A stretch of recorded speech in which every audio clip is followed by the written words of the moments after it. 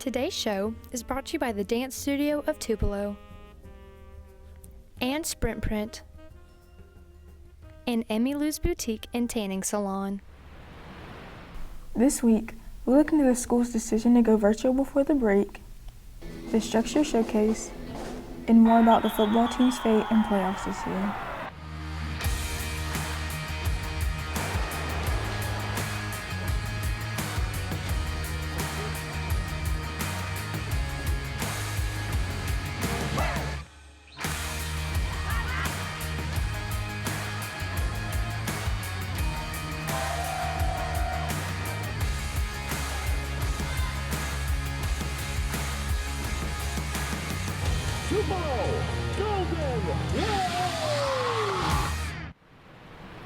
Welcome back to this week's edition of WTHS News.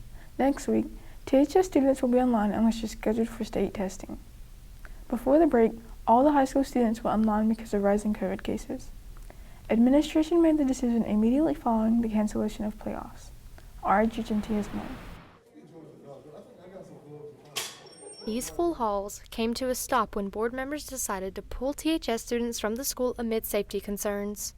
Me along with Dr. English and even Dr. Piku. We started looking at the student numbers, and then we started looking at the staff numbers, and we noticed a small increase on Monday the 9th, and then we just tracked it all the way through. Steadily each day, both staff and students went up.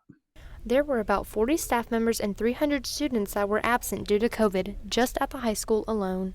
Close down a section of the school or a school based upon a number of elements. And the big element was the number of staff that were out at any one time.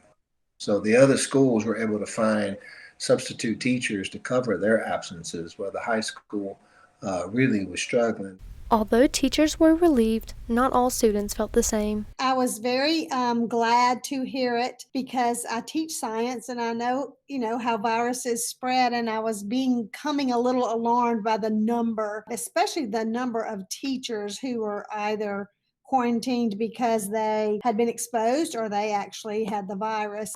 I was glad that we were going to get a moment apart from each other. For me, I think it's a lot easier to attend school than do online because I retain information so much better, like when I'm there in person next to a teacher where I can ask questions and stuff like that. Despite the relief to lower these numbers, one new problem that has come around is technical difficulties. We're going to make every single possible mistake on Canvas at least once before we figure out how to do it right. So, and I assume that it happens from the student end as well. So don't wait to make the mistakes. Hurry up and try everything and get your mistakes out of the way as quickly as possible. Teachers say they are always there to help if you are having a difficult time. Sometimes they message about schoolwork and sometimes they don't. I message them every morning and kind of say, hey, this is what you need to get done today. I post lecture videos where I teach the information and then an assignment kind of to review that. And I encourage the students to message me if they have questions, but that doesn't mean they're going to. In order to continue having a normal year, students must continue to follow safety protocols. Ari Genti, WTHS News. Thanks, Ari. Just like many of THS setbacks, our structure team had to postpone their annual showcase from the week before Thanksgiving to this past Tuesday and Thursday. Even with changing guidelines and rising numbers, this group of boys still got to show their special skills performing a variety of music. This being Carter Meharry's last year in structure, he's thankful to play with his bandmates. This year I'm looking forward to just being able to play with all my friends again. We really enjoyed it last year and we're really hyped and we think we're going to do really good this year. COVID has not only affected structure, but sports too. Many sports have had to reschedule games like soccer and basketball. Here's this week's sports with Maddie James. Hi, I'm Maddie James and welcome to this week's edition of Sports Media.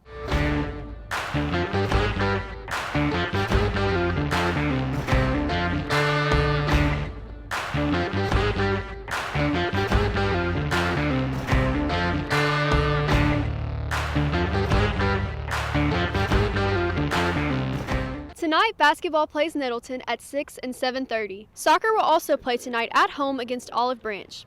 This past Tuesday, bowling played Oxford at Event Zona and soccer played Oxford. Soccer also played DeSoto Central on Thursday and basketball played Hernando. As we know, Tupelo is on the road to district playoffs before coronavirus concerns caused school officials to cancel the game and students distance learn for a week. Paris has more.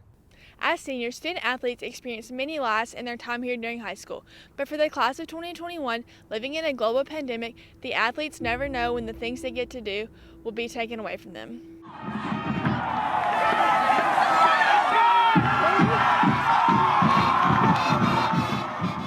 On November 13th, our Golden Wave football team was set to kick off against Warren Central in the first round of playoffs at home. Activities Director Jason Miller was keeping track of the number of positive cases for COVID-19 within the team. Unfortunately, the team reached the maximum number of positive cases, which led to a forfeit and a win for Warren Central. You know, I feel for the players and the coaches, the fans, the parents, the students, the school, the community. You know, obviously that is something that we did not want to happen, and we had our fingers crossed. You know, from Wednesday on, we were just unfortunate that we got that positive case Friday afternoon. The team processed the news of the forfeit just 5.5 hours before kickoff. First-year head coach Ty Harden had put in countless hours of work for his team to ensure success in the long run, and it all had been taken away from the team due to the COVID-19 pandemic. I'm not going to tell these guys, look at them in the face and tell them that, you know, they've worked all the way to Friday, they've worked all season for this moment. It's going to be taken away from them. Just mainly heartbroken, you know, for those young men. Colin Souther's mom said she was excited for the playoff game at home, so hearing the news discouraged her, knowing that she had watched her son play for the last time at Oxford. I was very sad for the guys, all the athletes and the coaches, because they had worked hard to get to where they were this year. Booster Club President Jay Ware said he was very excited to see his son Jake Ware take the field one last time at home. For Jay Ware, it had been a difficult time for him and his family to process the fact that they will never see Jake play on the blue turf ever again.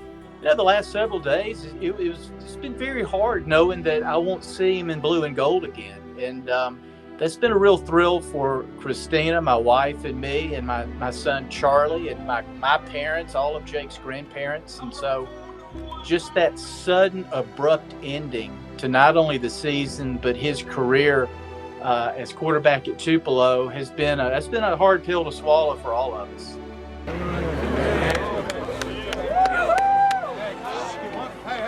Wait for life, baby. Wait for life on 3. 1, 2, 3. Even with all the uncertainty surrounding sports, many seniors were given the opportunity to sign for colleges. For baseball, Trip Harden signed to Northeast Community College, Hunter Elliott to Ole Miss, and Easton Hood to ICC. For girls varsity basketball, Haley Traylor and Jalecia Florence both signed to Pearl River Community College. For softball, India Ivy signed to Northeast Community College. Also, seniors Jake Ware and Mallory Peters were selected as school winners in this year's Heisman Scholarship Program. That's all we have for this week's edition of Sports Media. Thanks, Maddie. Even though the way fell short, they still accomplished a lot this year and were second in their division.